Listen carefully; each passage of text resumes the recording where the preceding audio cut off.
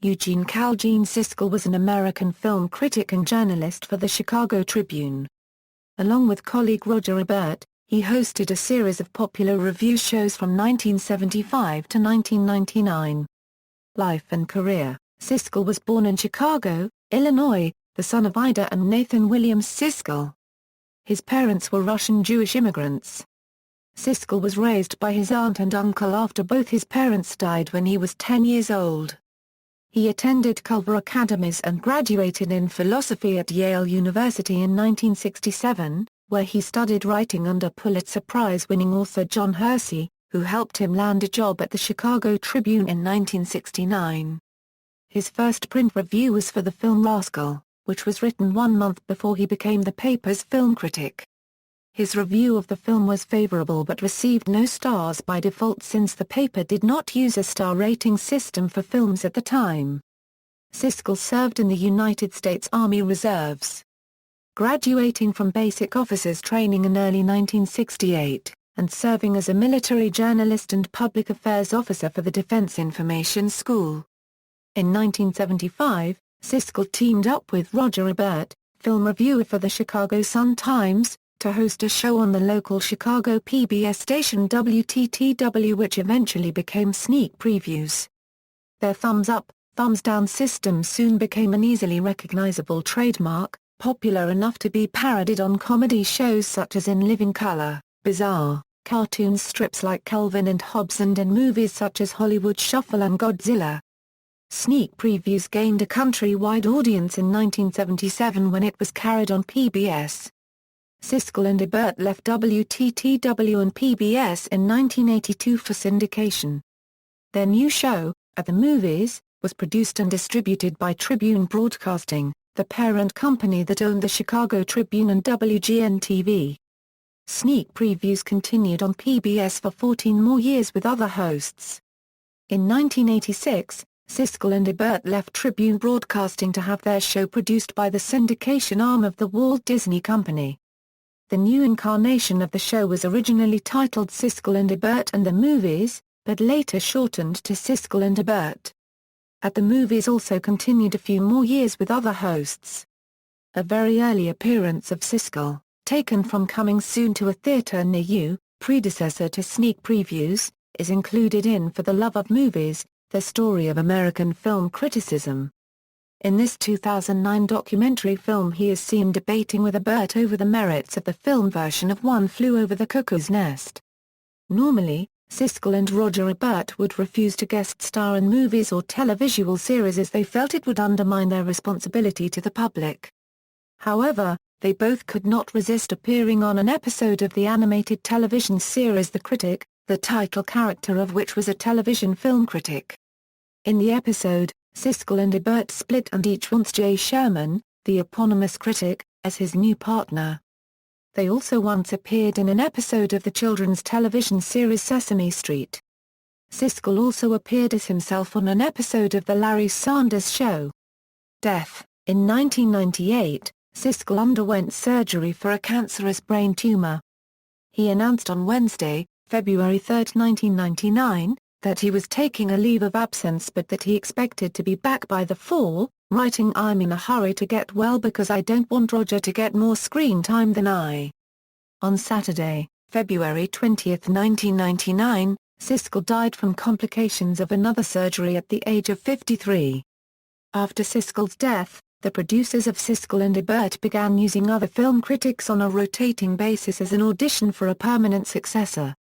Ultimately, Ebert's Chicago Sun-Times colleague Richard Roper was hired and the show was renamed Ebert and Roper at the Movies. The last film Siskel reviewed on television with co-host Ebert was The Theory of Flight on Saturday, January 23, 1999. The final film that he reviewed in print was the Freddie Prinze Jr. romantic comedy She's All That, which he gave a favorable review. Siskel was survived by his wife, Marlene, and their children, Kate, Callie, and Will, and is interred at Westlawn Cemetery. Legacy. At the 1999 Academy Awards ceremony, after its in memoriam montage of deceased stars and film contributors, host Whoopi Goldberg gave a brief, impromptu tribute to Siskel in which she said, "Gene, honey, wherever you are, "Here's to you," and then included the traditional thumbs-up gesture, to great audience applause. When asked by a journalist to list his 3 favorite things about Chicago, Siskel named Michael Jordan, Mayor Daley, and the Film Center. Siskel was a die-hard Chicago sports fan, especially of the NBA's Bulls, and would cover locker room celebrations for WBBM TV news broadcasts following Bulls championships in the 1990s. Siskel was a member of the Film Center's advisory committee and a strong supporter of the Film Center mission. He wrote hundreds of articles applauding the Film Center's distinctive programming, and he lent the power of his position as a well-known film critic to urge public funding and audience support. A film center was renamed the Gene Siskel Film Center in his honor in 2000. His favorite movies of all time were Saturday Night Fever and Dr. Strangelove. Another favorite from childhood was Dumbo, which he often mentioned as the first movie that made a mark on him.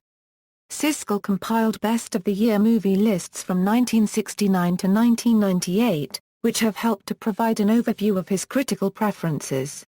His top choices were, from 1969 until his death in early 1999, he and Ebert were in agreement on 9 top selections: Z, The Godfather, Nashville, The Right Stuff, Do the Right Thing, Goodfellas, Schindler's List, Hoop Dreams, and Fargo.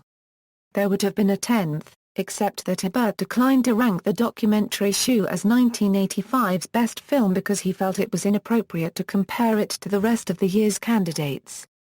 7 times, Siskel's number 1 choice did not appear on Ebert's top 10 list at all: Straight Time, Ragtime, Once Upon a Time in America, The Last Emperor, The Last Temptation of Christ, Hearts of Darkness, and The Ice Storm. 6 times, Ebert's top selection did not appear on Siskel's. These films were Three Women, An Unmarried Woman, Apocalypse Now, Sophie's Choice, Mississippi Burning, and Dark City. He only walked out on 3 films during his professional career: the 1971 comedy The $1 Million Duck starring Dean Jones, the 1980 horror film Maniac, and the 1996 Penelope Spheeris film Black Sheep. Only once during his long association with Ebert did Siskel ever change his vote on a movie. A film Broken Arrow had initially been given a thumbs up, but after hearing Ebert's criticism, Siskel changed his mind to thumbs down to make it unanimous. Ebert once said of his relationship with Gene Siskel, "Gene Siskel and I were like tuning forks. Strike one, and the other would pick up the same frequency. When we were in a group together, we were always intensely aware of one another. Sometimes this took the form of camaraderie, sometimes shared opinions, sometimes hostility. When both men appeared together on The Late Show starring Joan Rivers conducted a together and separately interview with them, which at one point had each man wear Walkman-style headphones, playing loud music, while the other commented on his partner." When asked what he thought was the biggest difference between himself and Ebert, Siskel unhesitatingly replied, "I'm a better reviewer than he is." But a few moments later, he said that anyone who read a Roger Ebert review would read an extremely well-written review. See also: List of notable brain tumor patients, references. External links, official website, Gene Siskel at the Internet Movie Database, Gene Siskel at AllMovie, Gene Siskel Film Center in Chicago, named in memoriam, at the movie's site, includes archive of Siskel and Ebert television programs, FBI file on Gene Siskel at Find a Grave, Gene Siskel, The Balcony is Closed article on Legacy.com, Gene Siskel's Top 10 list by year, Siskel and Ebert's classic shows.